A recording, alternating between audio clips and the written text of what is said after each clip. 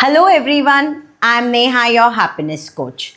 Loneliness is become the biggest problem to tackle in today's setup.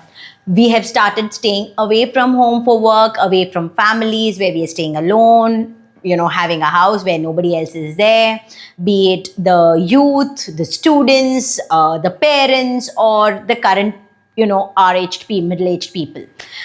So today I'm going to be talking about how we have to start dealing with this, start overcoming it, and start fighting it out to live happier. Let me tell you a small story, which is a fact. In a place called Chandanki in Gujarat, there is a small village where the sarpanch of the place came up with a fantastic idea, because the kids staying there most of them have moved out, and the village only comprises of old people who are staying there and who were really getting ill, falling sick because of being lonely and not being able to take care of their mental health. And just the two of them, husband, wife, many are places where it's only a single person who is surviving there. So he came up with this community lunch idea, where every family pays a certain amount of about 2,000 rupees, and the lunch is made at a centralized place, and they have made up a big room where they all come meet up for lunch, and they have lunch together. So say there are 20 houses, so all the 20 couples meet there for lunch, sit, eat, talk, and that has resulted in excellent mental health and physical health conditions for them. So guys, the whole funda is very, very simple. Loneliness is something that will creep in once you stop sharing or talking to people around you. See, once we move out of our house for some work, for our jobs, slowly the amount of calls that you end up doing to your parents, reduces drastically. Don't do that.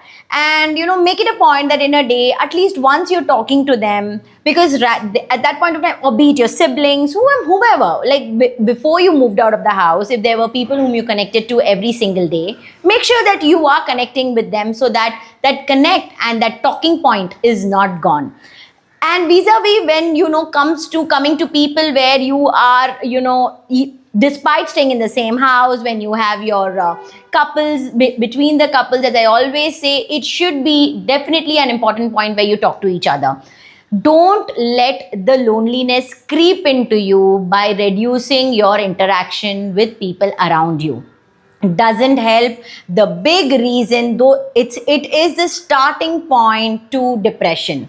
And I always propagate this, that make sure you at least have that core inner circle of yours, that 6 to 7 people or 2 to 3 people at the least, that you should have, whom you can talk to, whom you can go to around. And mind you, I'm not talking about the social media frenzy of friends that you have. Oh, there are a lot of people, clients who've come to me for counseling, very happily tell me, oh, I have about 500 friends on Facebook and about 2,000 followers on Instagram.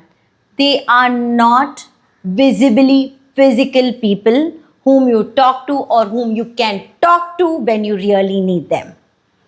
The virtual world that you and I have built for us today is not a shoulder to cry on. It's just a fake world out there which only gives you a hunky-dory rosy picture. But when it comes to actually coming back home to somebody, physically seeing, meeting, talking, nothing can beat that.